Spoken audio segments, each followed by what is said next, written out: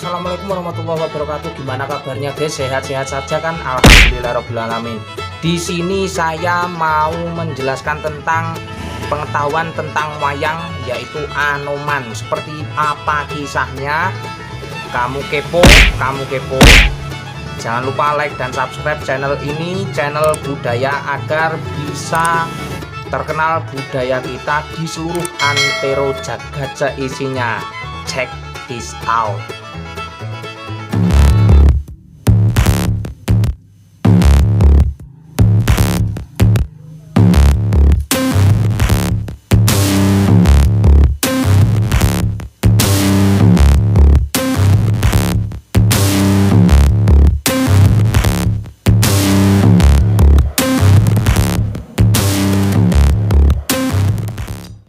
Assalamualaikum warahmatullahi wabarakatuh. Gimana kabarnya guys? Di kesempatan baik hari ini kita akan menjelaskan tentang pengetahuan wayang kulit yang salah satunya adalah Raden Anoman ataupun Kapi Woro Anoman. Konten ini dikhususkan untuk para seniman dalang, untuk para pemula, dan juga anak-anak SD, SMP, SMA, juga para pengajar. Oke, langsung saja. Apa itu Anoman? Nih, wayangnya seperti ini. Anoman ini adalah karakter dari pewayangan dari era Ramayana sampai Mahabharata. Oke, siapa sih Raden Anoman itu? Oke, nomor satu, dia bukan manusia.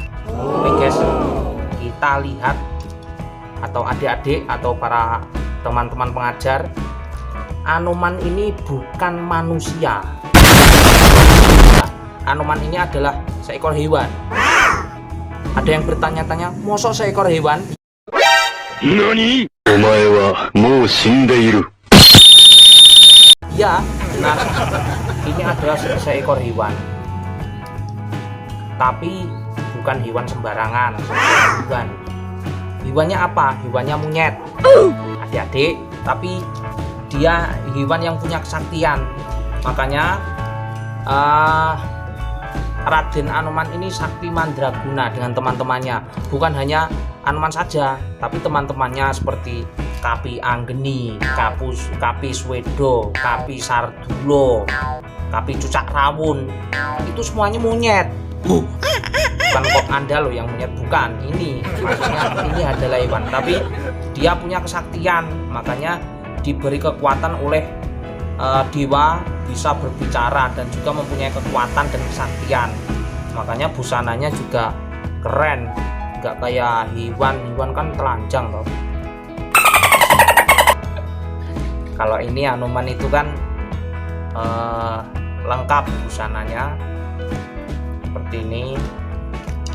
Nah, dan juga seperti manusia. Saya punya dua wayang Anoman. Sombong amat. Yang satu ini yang putih, yang satunya yang merah. Nah, perbedaannya di sini adik-adik dan juga teman-teman, kalau yang Anoman merah ini dikhususkan untuk ketika wayang Anoman, karakter Anoman masih muda. Nah, coba dibedakan. Kalau yang Anoman yang masih muda, kita lihat dari segi badan pun sudah beda. Perawakannya besar, gagah, berotot. Coba dari segi sikunya wayang pun besar. Dari segi sunggingan pun terlihat cerah sekali. Oke, ini biasanya saya pakai untuk ketika adegan Anoman masih muda, ketika membantu Sri Rama dalam menolong istrinya, yaitu Dewi Sinta sing dicolong karo Sang Prabu Rahwana. Oke. Wow. Yang ini Anoman ketika tua. Nih, bedanya badannya lebih kurus, karena kalau orang tua itu kan pasti dari segi semua kan susut, tinggal belung gitu. Nah, ini badannya kurus. Nah, Beda kan sama ini beda perawakannya. Oke, yang nomor 2 adalah dari segi biografi Anoman. Nah, kalau ada teman-teman yang bertanya Anoman itu bertempatnya di mana? Lah, Anoman itu di versi Ramayana bertempatnya di Gua Kiskendha, yaitu berkumpul bersama teman-temannya dan Porwadyabala dari para wanara ataupun para monyet yang sakti mandraguna yang dulu membantu kepada Sri Rama. Tapi sesudah dia tua, dia mesanggrah bertempat di Pertapan Kendali Sodo. Itu adalah sebuah bukit yang dibangun sebuah pertapan ataupun sebuah padepokan yang ditempati oleh sang Resi Anoman. Nah, Anoman ini menjadi pendeta. Dulu menjadi satria, sekarang menjadi pendeta. Lah, Anoman ini hidupnya di 2 zaman, yaitu kalau di versi Jawanya, Anoman itu berasal dari Ramayana dan sampai ke era Mahabharata, bahkan sampai ke Raja Kediri yaitu Jayabaya. Tuh. Nah, Anoman ini tugasnya yaitu berawal dari dulu ketika Sang Prabu Ramawijaya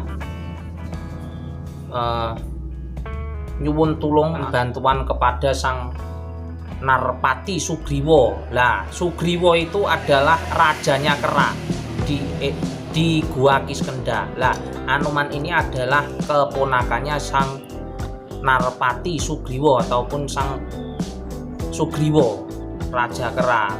Lah, ini Anoman ini adalah pionir unggulan monyet yang ada di sana. Banyak sekali para wanara ataupun para monyet, dari yang kecil, dari lutung, dari beruk, dari gorila, semua ada. Tapi yang unggulan cuma beberapa batalion ataupun beberapa barisan yang salah satunya dipandikannya ataupun di depannya oleh Sang Anoman itu sendiri gitu. Dan sampai dia hidup di era zaman Mahabharata, walaupun dia sudah tua, tapi Anoman tetap membantu kepada para Pandawa dan tugasnya semakin berat karena di era Mahabharata dia pun musuh dengan sosok manusia. Selain itu juga pernah bermusuhan dengan Yitma, roh Rahwana yang menuntut balas, gak mau mati dan kepingin membunuh terhadap sang titisan Bathara Wisnu dan juga mencari titisan sang Dewi Sinta gitu. Yang ketiga, sosok sakti mandraguna. Nah, kenapa saya berbicara seperti itu? Karena Anoman sendiri pun dari kekuatannya pun senadyanto dia hewan, walaupun dia hewan tapi dia punya kekuatan yang tidak ada yang menyetarai dari hewan yang lainnya. Kalau teman-teman adik-adik yang bertanya kekuatan Anoman itu dari mana, Anoman itu apa punya pusaka? Punya. Setiap wayang itu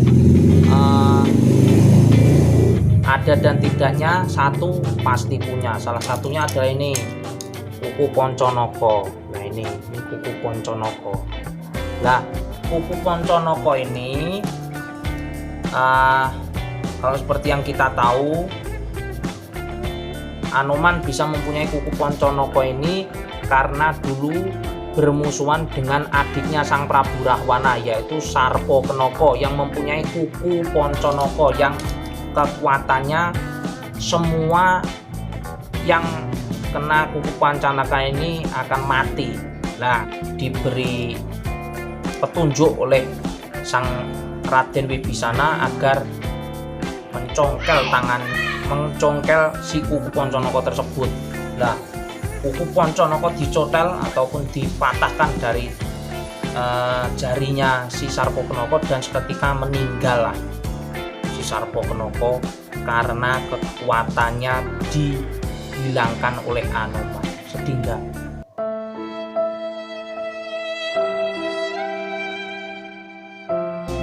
Oke. Dan selain itu Anoman juga punya kekuatan ajian. Salah satu ajiannya adalah ajian Maundri. Nah, Maundri itu kegunaannya kalau Anoman itu ngetok kekuatan dengan merapal mantra Aji Maundri, seketika beratnya sang Anoman sampai beberapa ribu ton, teman-teman. Gila kan? Dalam lakon Romo Tambak, ketika para kera diutus untuk sang Prabu Rama untuk membuat jembatan untuk menyeberang ke negara Alengka, yang dulunya negara Alengka itu adalah pulau yang di sekitar pulau itu adalah lautan luas. Nah, para kera membuat suatu jembatan dari batu, dan ketika itu Anoman diutus untuk mengetes kekuatan jembatan ini apakah bisa dilewati orang. Nah, Anoman seketika dengan mengerahkan kekuatannya dengan Aji Maundri, teman-teman, yang beratnya ribuan ton. Batu diindesi, berias ambruk semua karena siapa yang bisa menahan kekuatan ribuan ton.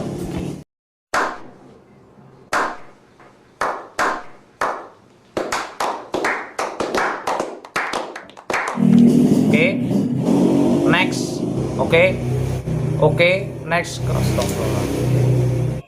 Next selanjutnya adalah astagfirullah.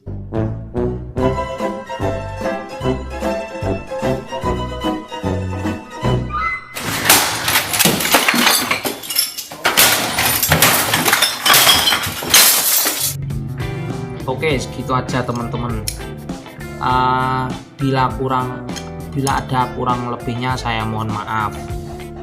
Kali ini saya cuman intermezzo aja seperti apa sang tokoh Anoman itu dalam pakliran wayang Jawa.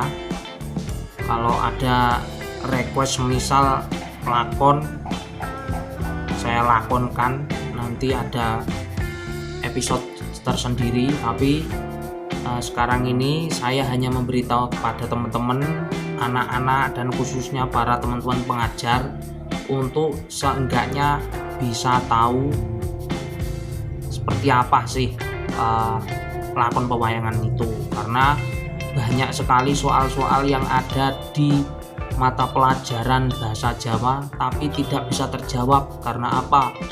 Karena para pengajarnya nyuwun sewu, belum berkompeten dan juga belum ngerti istilah pewayangan. Tapi kok disoalkan di soal pelajaran kan ya nggak logik toh gitu. Dengan saya membuat konten ini, insya Allah moga-moga bermanfaat buat teman-teman pengajar dan juga para teman-teman para seniman muda pedalangan agar bisa memajukan pewayangan kita. Dan yang terpenting adalah budaya itu bukan kok untuk ekonomi, bukan, tapi seenggaknya untuk menghaluskan budi pekerti kita. Itu aja teman-teman. Jangan lupa like dan subscribe channel kita Raden Riko TV. Di sini tombol lonceng ojo lali, like, komen, dan share ke teman-teman kalian untuk bermanfaat ke teman-teman kalian. Akhirul kalam, wassalamualaikum warahmatullahi wabarakatuh. Salam budaya. Salam budaya.